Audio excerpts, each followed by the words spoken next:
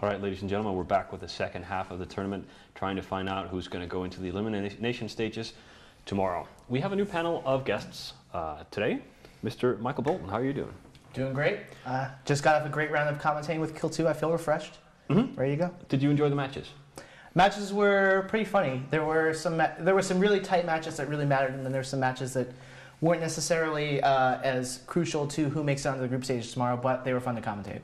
I went with my heart and bet on Test for one match, and they lost. We only win when it matters. Only when it matters. All right, Yep. right. We squeak by with the absolute minimum amount of effort and skill. All right. Well, you know, you're into the next stages so far.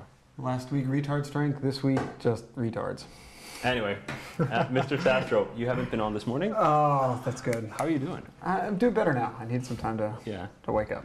Yeah, right. You had it must be some flu symptoms. I ate some bad ice cream or something. Some bad ice cream that makes you have to crawl up the stairs to our apartment. Yeah, that kind of stuff. All right, but you know you're back and kind of ready to go and everything. If you didn't watch it, Goonswarm lost today. Or well, they won. They won. They won the loss. You were watching. We were eliminated though. It was sad. I had to wipe the tears off before I came to the studio. How dare you waste Mittens' money? Yeah, right. I know. Anyway, so and we have CCP Omen here as well.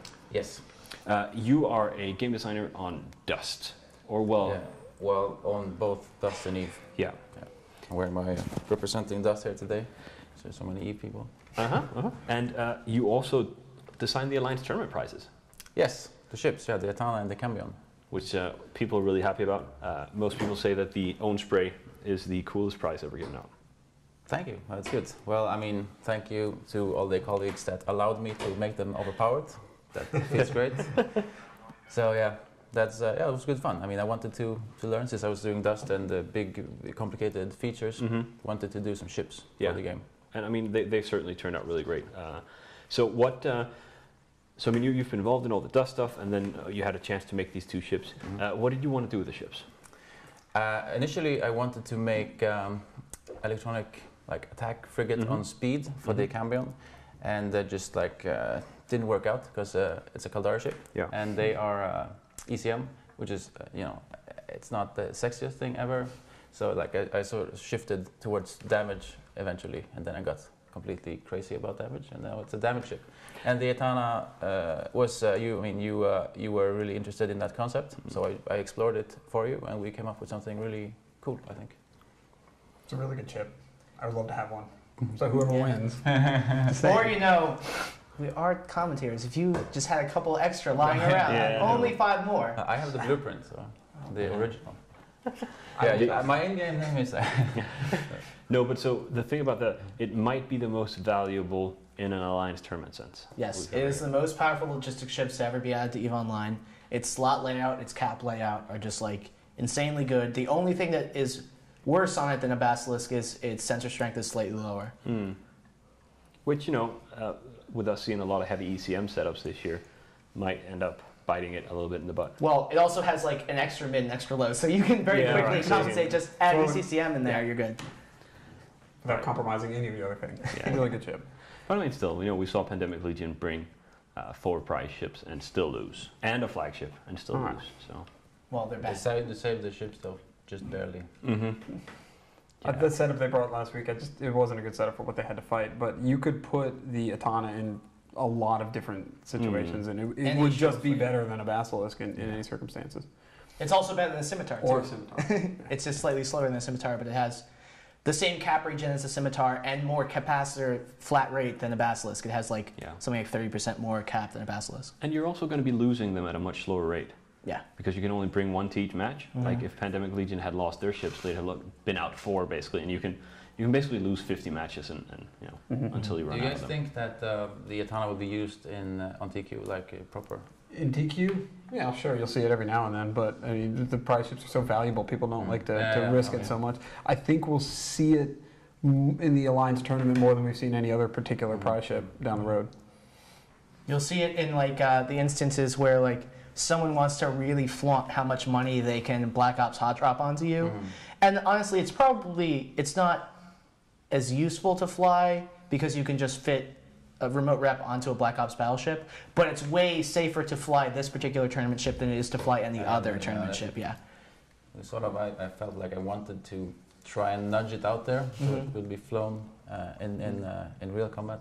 Or like this is the sort of ship where like normally whenever a tournament ship is spotted anywhere, like the call goes out, and everyone within the nearest 3 region goes and chases it down. And this one you can sort of be like, I need to leave right now, and then you just leave. Anyway, they're very cool prize ships, and I'm not entirely sure what we're going to do to top it next year. Let's take a quick look at the groups. This is the final 4 groups. So we basically have 2 fairly open groups, and we have 2 groups that are essentially closed already. So Group E and Group F, we already know that Exodus, Heretic Nation, Darkside, and Raiden will progress to the elimination stage tomorrow.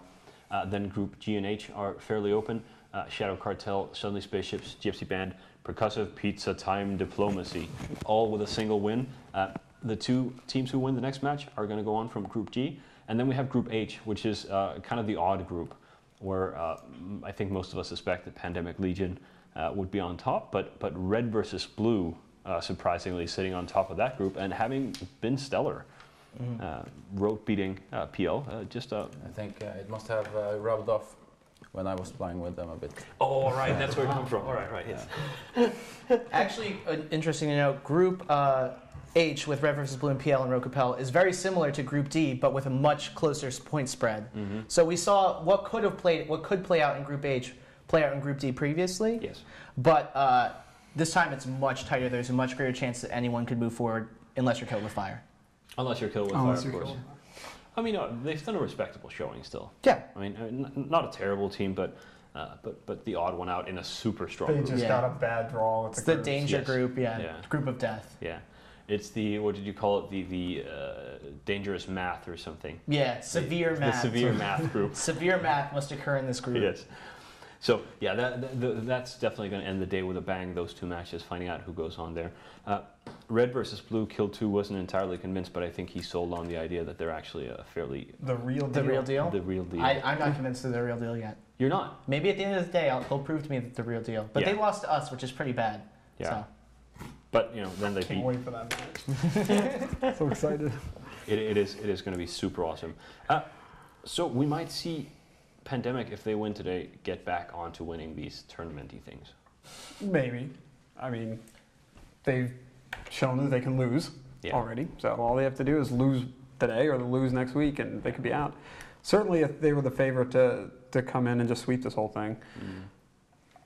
I hope they're not, though. No, but I mean, they pulled a heavy setup last week. They had the 4 Alliance tournament ships and their flagship. I mean, but no guns. But that was the problem. They had so few guns. They couldn't do damage. All right, guys, we're ready for the match now. It's Dead Terrorists versus the Gorgon Empire. Who do you think is going to win, Michael Bolton? I have circled Dead Terrorists. And just to do the opposite of what Michael Bolton says, I'm going to go with the Gorgon Empire.